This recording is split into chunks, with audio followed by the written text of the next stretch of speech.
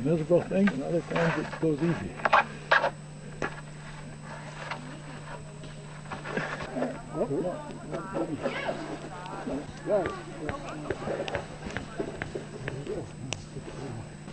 Yeah, push. There you go. Push. Right up, tight like this.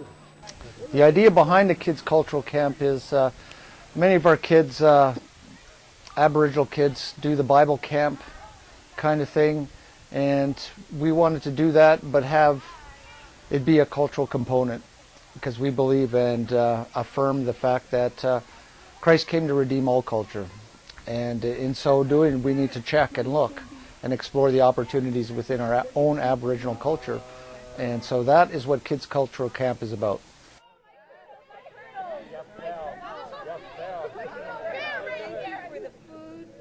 Thank you for all the fun that we've had, and we ask you to bless it in our beautiful Jesus' name. Amen. The idea of Culture Camp began with My People International through Terry LeBlanc, and at first the camp was very simple. Terry and his wife Bev used to run the camp, just the two of them with the odd person to help them out. And as this camp began, probably about 7 years ago, we've grown now into a partnership with My People International, InterVarsity Ministries, and Edmonton Native Healing Center. And so for the last few years, that's been the partnership. And we've been able to come out here to pioneer camps in Sundre, and they've been able to host us, provide us the space and the opportunity to have this Kids Cultural Camp. It seems to be one of the fewer camps around that is really moving in the direction of providing that cultural support within the camp setting where the child feels good about who they are.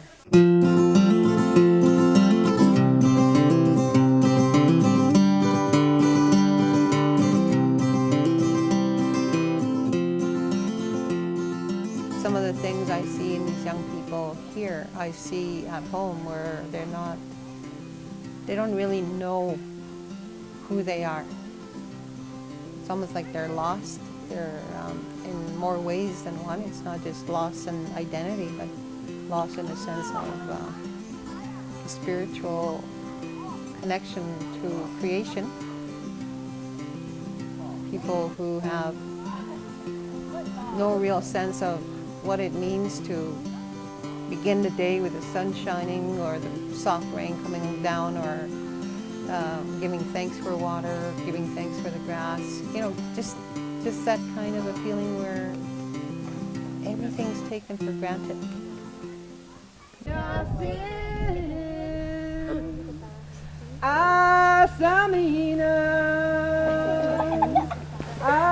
Reuniting kids with the idea that the earth, as we name Mother Earth because of her nurturing nature for us and for her being able to provide us with everything. So we want to reestablish that close tie to the land. It's very close to who we are and what makes us run as people.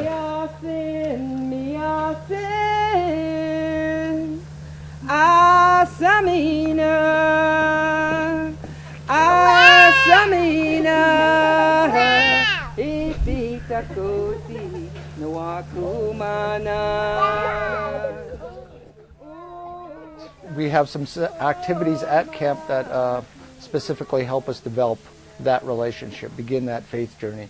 The simplest is, again, beginning with the smudge ceremony. And the smudge ceremony is gathering of a few elements that are set aside for sacred purposes.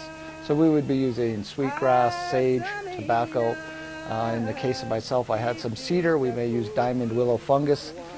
But those are things that we use, put together, and we burn them. And as the smoke rises, we symbolically wash ourselves with that, cleansing ourselves. The reason we do that and we have those cleansing ceremonies is we realize that as Aboriginal people, this vertical relationship with the Creator is broken. And we need to recognize that we, the human beings, need to be reconciling that relationship. And so that's why we smudge. It's a symbolic way of saying we need to recognize that that relationship was broken and work on creating a new. So smudging is one way.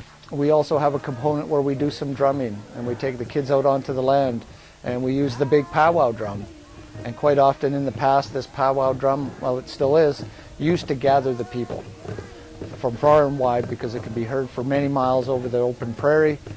But it was always the center and the focus of our feasting, the time of celebrating. You know, we call them powwows today, the time where we gather together and we'd get together to dance, to sing, just to sit and laugh and meet our neighbor, you know, quite often. But it was that gathering, the importance of community coming together. The spirit of the drum, if I come to the drum that day and Harold's just feeling angry and he beats on this drum with all his might and just has an angry spirit, that drum's going to be angry. And the dancers won't be able to dance. They wouldn't want to dance to that kind of anger.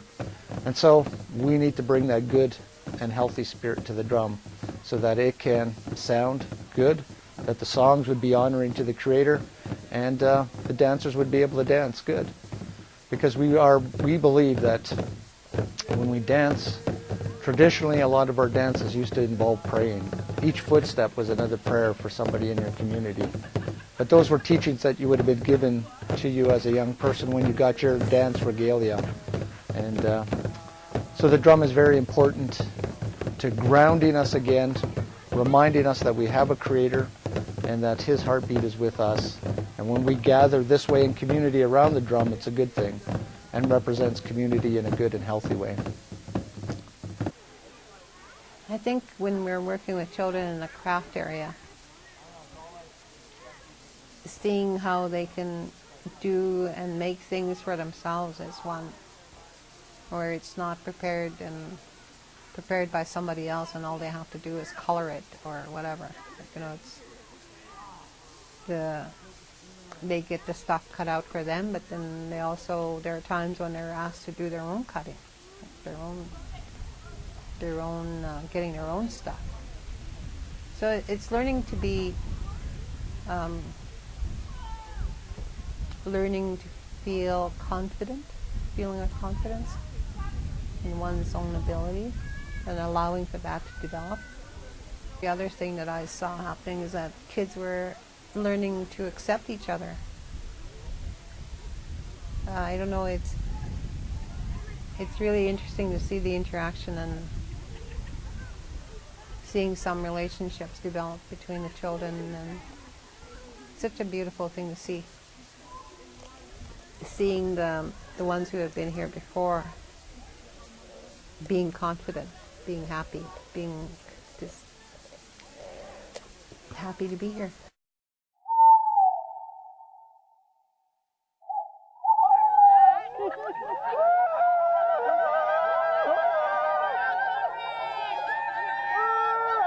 But among the Seneca people, they have a fellow by the name of Glooscapie. And Glooscapie, well, he was the guy who liked to do tricks. Well, Glooscapie got up one morning, he decided, I'm going to go, before we do this story, you know, I think I'll teach you. You have to know one part. When I say, ha, you say, hey. Okay, let's practice. Ha! Hey! Ha! Hey! All right, we're ready. Glooscapie decided to go fishing one day because the Seneca people live along the Great Lakes. And so he got into his canoe. Well, the Edmonton Native Healing Center, well, as of all the three partners, InterVarsity Ministries and My People International, are Christian organizations. And some people would say, well, Harold, you know, how many kids came to Jesus at your camp? And I go, you know, I think, and I don't think of one. But how many people began a faith journey, began to get reconnected to this faith that's been a part of our Aboriginal tradition before the Europeans ever set foot here? You know, this year we had 60 kids come through our camp. 60 kids had a chance to be exposed to their own belief system, to understanding the faith that their grandmothers and grandfathers grew up with, and so can take an interest in that. So long term, our camp runs from ages 8 to 12. So I'm hoping that the 8-year-old who comes into camp by year 12 or age 12 is going to have 4 years that he's grown with us. And maybe at that point, he's going to have an understanding of who Creator is through His Son, Jesus. But for us, the long-term goal is to continue to build those faith journeys. Because in reality, we only work with these kids for 1 week. And we hope we can bless them enough to send them off to their own communities, their own families, and that they will still continue to grow. I think the job of cultural camp is seed planting again, that we're just planting those seeds of faith that, and maybe even a little bit of cultivating. You know, over the 4 years we'll be able to do some cultivating.